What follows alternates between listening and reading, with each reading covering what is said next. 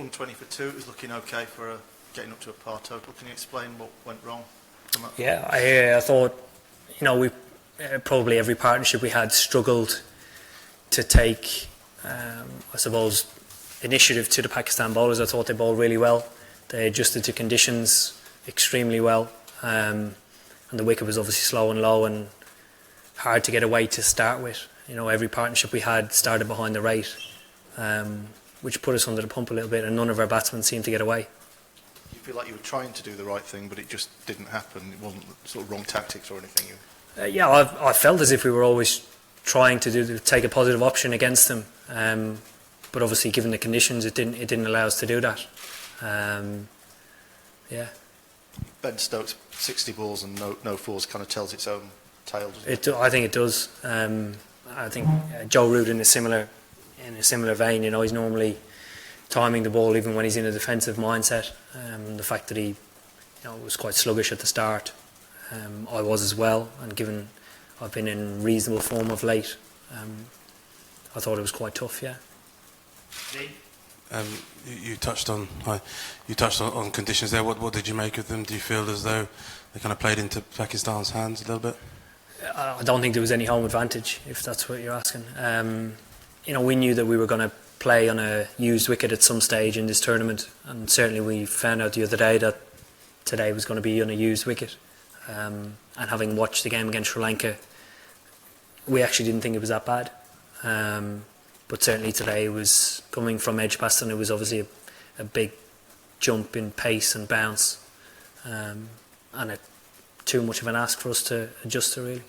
And following on from that, do you feel that it was kind of your side's failure to adapt to those conditions really that cost you, and does that leave you a little disappointed, bearing in mind the talent and the skills that you've got? Yeah, we left ourselves short today, adapting to the conditions, and it's a big frustration because I think we've played some great cricket in this tournament so far, and we weren't anywhere close to it today.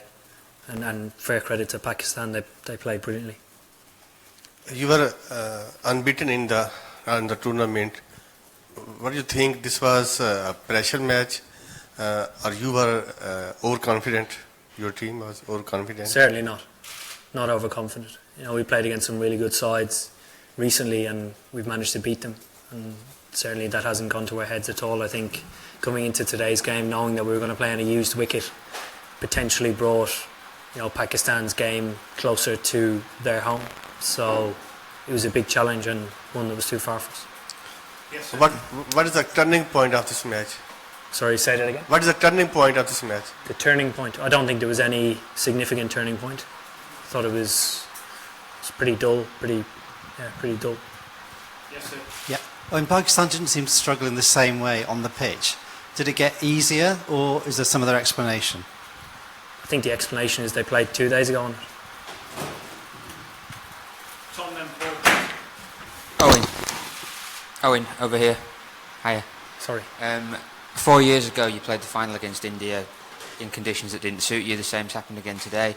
You mentioned home advantage there. Do you think that it should be more of a factor in these tournaments, that the home side should enjoy that? I think it depends on what the ICC want to get out of the tournament. If they want it to be completely neutral ground and bring all the teams into the tournament, which would have no home advantage, I would keep it the same way. In World Cups, you have fresh wickets, and they can vary from ground to ground, but certainly dictating it in a certain way, if you're relating to the final that we played in, was a bit far-fetched, really.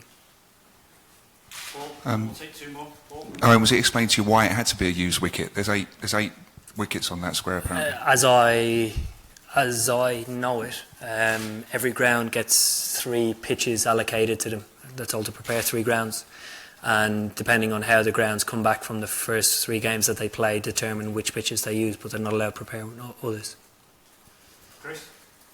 Owen, this tournament seen as a sort of a dry run for the 2019 World Cup. What can you guys take from it as a team, and do you think we'll be stronger for the experience? I think we are, certainly. One of the huge contributing factors to us topping our table and playing very good cricket in the group stages is that we've stayed true to what we believe in and what's worked for us the last couple of years. And I think that's the continued formula for the future. I think it will have to evolve in whatever manner the game does over the next 2 years and the lead into the World Cup. But certainly I think we're moving in the right direction. Okay, done. Thank you. Josh Butler and Joe Root for the mix-up a bit later on. Cheers.